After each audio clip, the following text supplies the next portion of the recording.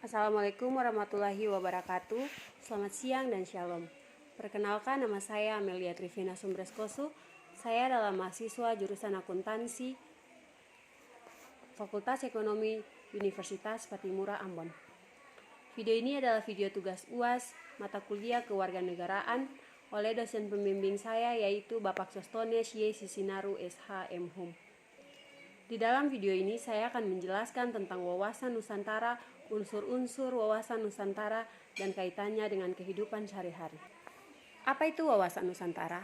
Wawasan Nusantara adalah cara pandang bangsa Indonesia terhadap rakyat, bangsa, dan wilayah negara kesatuan Republik Indonesia yang meliputi darat, laut, udara, yang di atasnya sebagai satu kesatuan politik, ekonomi, sosial, budaya, dan pertahanan keamanan.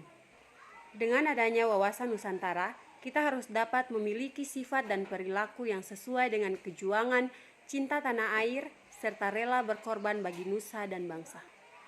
Dalam kaitannya dengan pemuda penerus bangsa, hendaknya ditanamkan sifat dan sikap wawasan Nusantara sejak dini, sehingga kecintaan terhadap bangsa dan negara lebih meyakini dan lebih dalam lagi.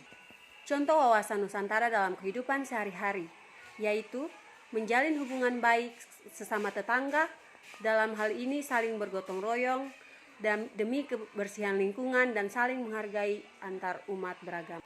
Yang berikut saya akan menjelaskan tentang unsur-unsur dasar wawasan Nusantara. Yang pertama adalah wujud wilayah.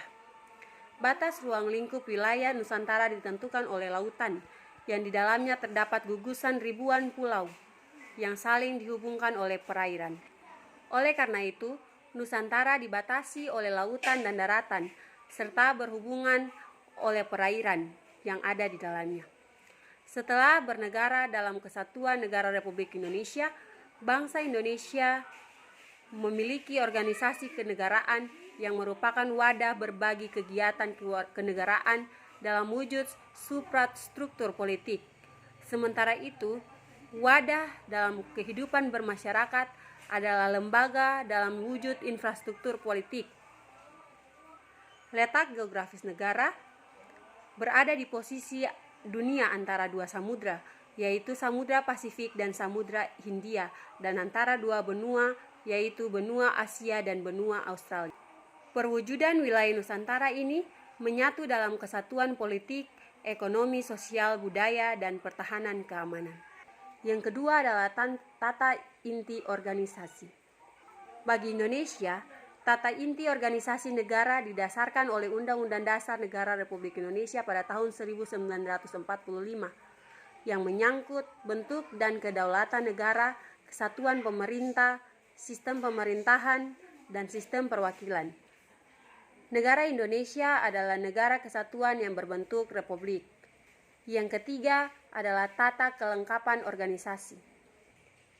Wujud tata kelengkapan organisasi adalah kesadaran politik dan kesadaran bernegara yang harus dimiliki oleh seluruh rakyat bangsa Indonesia yang mencakup partai politik, golongan, dan organisasi masyarakat, kalangan pers, seluruh aparatur negara, yang dapat diwujudkan demokrasi yang secara konstitusional berdasarkan Undang-Undang Dasar 1945 dan secara ideal berdasarkan dasar filsafat Pancasila.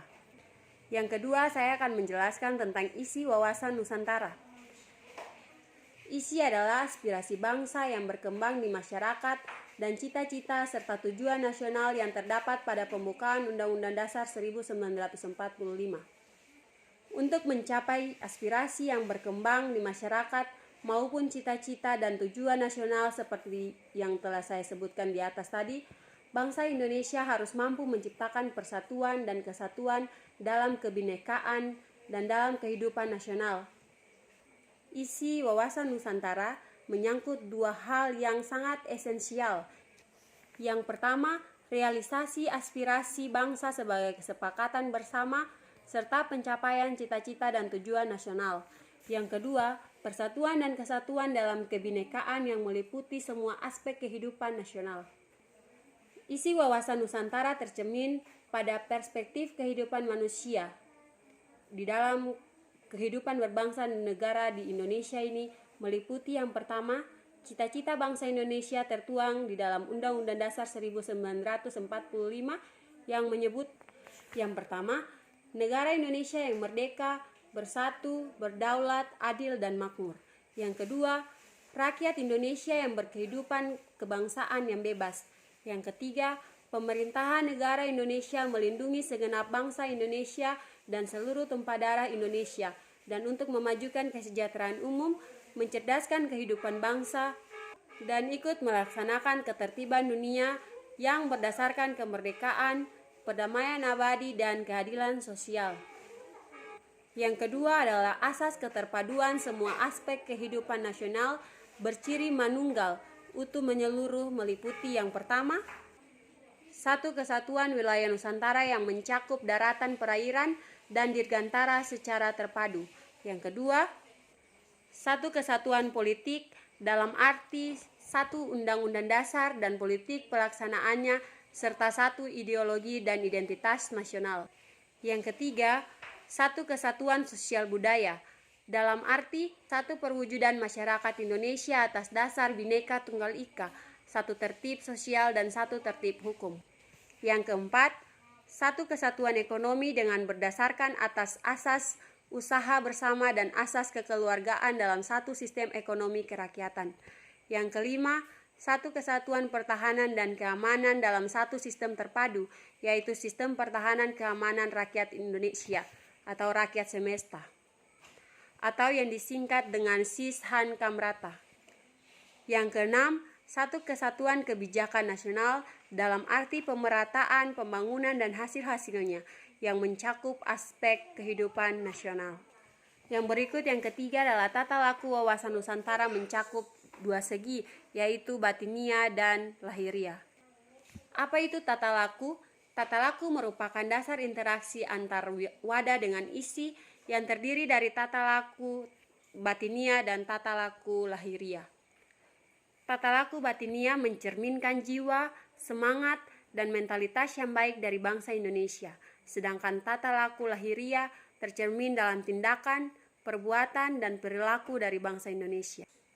Tata laku lahiria merupakan kekuatan yang utuh dalam arti kemanunggalan, meliputi perencanaan, pelaksanaan, pengawasan, dan pengendalian.